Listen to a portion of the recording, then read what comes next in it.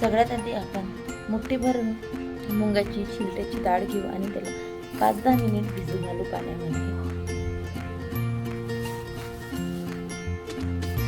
पाण्यामध्ये भिजू घालून त्याला साईडला बाजूला ठेवू.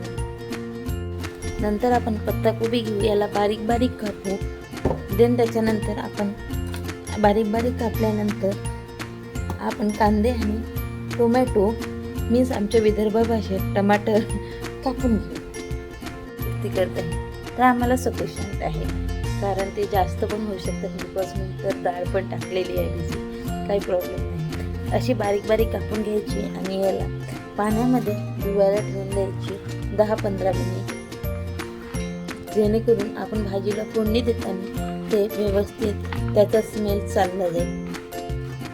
फोडणीसाठी कांदा, मिरची, लसूण, थोडी कोथिंबीर, मीन्स सांबार आणि टोमॅटो हे सगळं घेतलेलं आहे. आपण आता लसणाला बारीक पेस्ट करून याच्यात थोडं आलं पेस्ट करून आपण आता यांना फोडणी देणार आहोत. थोडं ऑइल घेतलेलं आहे, जसं तुम्हाला लागतं तसं तुम्ही ऑइल घेऊ शकता. देन त्याच्यामध्ये तेल गरम झालं की आपण त्यामध्ये मोहरी टाकू. मोहरी थोडी तडकली की त्यामध्ये जिरं सोडून घेऊ आपण. जिरं टाकलं की थोडं छान. देन त्याच्यानंतर कांदे, मिरची, जसं तुम्हाला तिखट हवं तसं तुम्ही बनवू शकता. आम्ही तिखट खातो त्यासाठी आम्ही कांदा, मिरची हे सगळं काही टाकलेलं आहे. आणि याला आता हळूहळू फिरवायचं, जेणेकरून ते व्यवस्थित फ्राय झालं पाहिजे. थोडं मीठ टाकून शकतो, कारण हे असं माझी मम्मी करते त्यामुळे मी तिचंच बघून शिकलेली आहे. व्यवस्थित फ्राय झालेलं आहे, ब्राऊन आलेलं आहे. त्यामध्ये लसूण, टोमॅटो,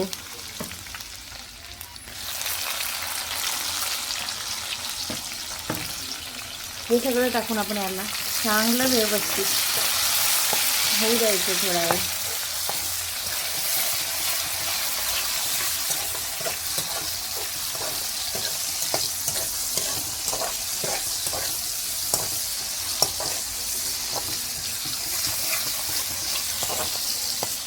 व्यवस्थित फ्राय झालं.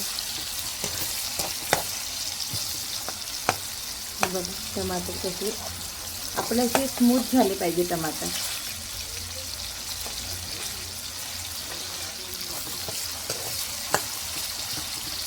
व्यवस्थित असे टोमॅटो आपले स्मूथ आणि हे झाले की देन त्याच्यानंतर आपण चवीपुरतं तिखट, चवीपुरतं हळद, चिमूटभर हळद.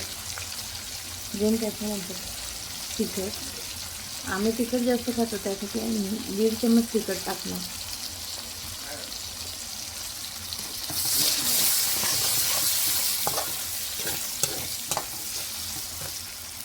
हे बघा त्यामध्ये मी थोडी कोथिंबीर सोडणार. कोथिंबीर मी याच्या आधी होते, कारण की मी पुण्यामध्ये राहते आणि माझ्या तोंडामध्ये आता कोथिंबीरच येते, सांबार नाही. आणि मोस्टली जणांना सांबार नाही समजत, कोथिंबीरच समजते. हे बघा जसं की पत्ताकोबी सोडत आहे. तुम्ही जेवढी पत्ताकोबी तेलामध्ये ठेवू द्याल ना तेवढी भारी लागते पत्ताकोबी.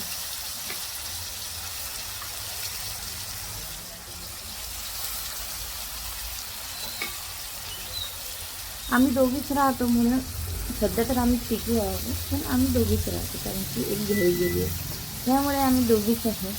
तर आमच्या दोघीच होते, भरपूर भाजी होतं, आम्हाला पुरेशी होती ती भाजी. डाळ टाकून द्यायची व्यवस्थित आणि याला व्यवस्थित फिरवायचं, जेणेकरून हे सगळं मिक्स झालेलं हो.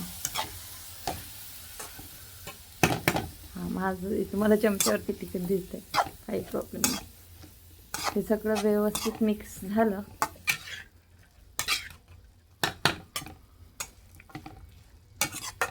हे बघा, दिसतानाच एवढी सुंदर वाटत आहे, तर खाताना शिजल्यावरती किती व्यवस्थित वाटेल ती भाजी खायला.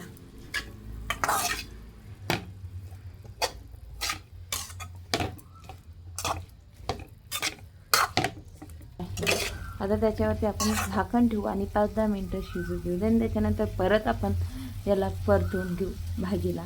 आणि देन त्याच्यानंतर भाजी शिजली चेक करून बघू. थोडं असं हलक्याने असं दाबून बघायचं भाजी शिजली. आणि हे व्हाईट व्हाईटचं दिसतं ना, ते पण थोडं कलर येल्लोश किंवा रेडिश पण येतो. देन त्याच्यानंतर आपल्याला समजूनच जातं की भाजी शिजलेली आहे. त्यानंतर आपण भाजी चेक केली की हे अशी दिसते. देन त्याच्यानंतर आपण याला थोडंसं परतवून घेऊ. हे बघा, भाजीचा कलर चेंज झालेला दिसतो.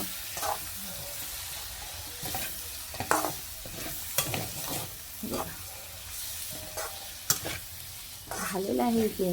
अजून आपण याला 5 ते 10 मिनटं शिजून देऊ ताट झाकून.